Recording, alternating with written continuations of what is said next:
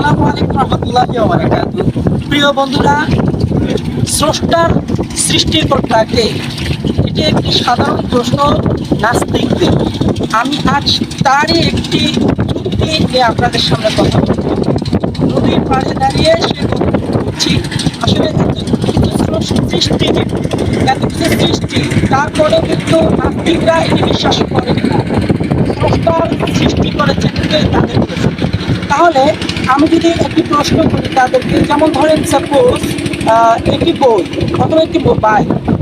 এখন কোনো ব্যক্তি যদি একটি বই লিখেন, তাকে যদি বলা হয় আপনি যে বইটি লিখেছেন বইয়ের কততম লাইনে কোন পৃষ্ঠায় আপনার পরিচয় আছে,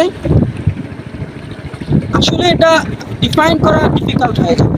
সো এইটা বোঝা সহজ যে সৃষ্টি জীব যা কিছু আছে তার মাঝে স্রষ্টার পরিচয় নিহিত না। স্রষ্টার পরিচয় আলাদাভাবে ডিফাইন করা যেতে পারে।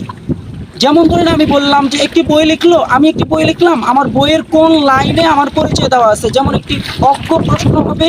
ঠিক স্রষ্টার পরিচয় দিতে গিয়ে যদি কোনো সৃষ্টির মাঝে আমরা সেটা ডিফাইন করতে চেষ্টা করি, সেটাও তেমন বোকামি হবে। তারই একটি উদাহরণ হিসেবে আমি বলতে পারি, যেমন এই আল্লাহর পরিচয় তথা স্রষ্টাকে কে সৃষ্টি করেছে, এতে হাজারো প্রশ্ন চলে আসতে পারে। কিন্তু আমরা যদি চিন্তা করি যে স্রষ্টা কে সৃষ্টি করছে, এটা না বলে এত সৃষ্টির মাঝে স্রষ্টা একজন রয়েছেন সেটি যদি চিন্তা করি, তাহলে আমাদের জন্য সহজ হবে।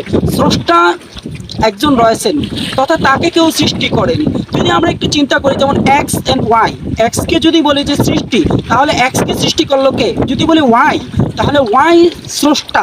তাহলে প্রশ্ন আসবে ওয়াইকে সৃষ্টি করেছেন কে? তো ওয়াইয়ের স্রষ্টা কে?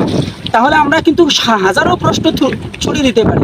লজিক্যালি এখানে অনেক ধরনের কথা আসতে পারে, কিন্তু আমরা বলতে পারি যে স্রষ্টাকে কে সৃষ্টি করেছে এই প্রশ্ন নয়, সৃষ্টিজীবের মাঝে স্রষ্টার পরিচয় খুঁজে পাবে না। সো আমরা এটাই বলতে পারি যে এত কিছু যে রুলিং হচ্ছে এর মাঝে, এই দিন আসছে রাত আসছে, নদী প্রবাহিত হচ্ছে, নদী আবার এটা কোনো সময় এর প্রবাহ মানটা, যে প্রবাহ গতিটা, এটা কোনো সময় ছোট হয়ে যাচ্ছে, কোনো সময় বেশি হচ্ছে, কোনো সময় কম হচ্ছে। এরই মাঝে বোঝা যায় যে এটা যে রুল করতেছেন কেউ একজন স্রষ্টা রয়েছেন যিনি এটিকে পরিচালনা করেন। তাহলে বোঝা যাবে সহজ। যেমনই একটি হাদিসের মধ্যে বলা হয়েছে, তাফাক্কুর ফিল্লাহ, তাফাক্কুর ফিল্লাহ, তাফাক্কুর ফি খালকিল্লাহ। অর্থ হলো তোমরা আল্লাহকে নিয়ে চিন্তা করো না, তোমরা আল্লাহর সৃষ্টি নিয়ে চিন্তা করো। তুমি যদি আল্লাহর সৃষ্টি নিয়ে চিন্তা করো, তাহলে তুমি স্রষ্টারকে পেয়ে যাবা। এরই মাঝে আল্লাহর যে সৌন্দর্য, তারই মাঝে তুমি স্রষ্টাকে খুঁজে পাবে। তাই বন্ধুরা, আসুন আমরা প্রশ্ন ছুড়ে না দিয়ে, যুক্তিতে এগিয়ে না গিয়ে আমরা মেনে নেই স্রষ্টা একজন রয়েছেন যিনি এই সকল কিছু পরিচালনা করেন। আকাশ, জমিন, পৃথিবী, সূর্য, নক্ষত্র, নদী, সেই পর্বত, সকল কিছু, বাতাস, আকাশ, সকল কিছু যিনি পরিচালনা করেন, সেই স্রষ্টাকে আমরা মেনে। ভালো থাকবেন। আসসালামু আলাইকুম।